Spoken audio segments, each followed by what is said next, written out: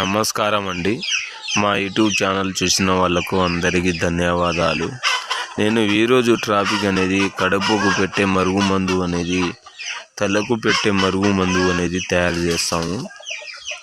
ఇది కేవలం ఎవరికి పెడతారంటే భార్యాభర్తలు ఈడిపోయిన వాళ్ళకు, లవర్స్లు ఈడిపోయిన వాళ్ళకు, ఇప్పుడు మన మాట వినని వాళ్ళకు, లేకపోతే మన పిల్లగాలు మన మాట వినని వాళ్ళకు ఈ మరుగుమందు అనేది పెట్టడం అనేది జరుగుతుంది.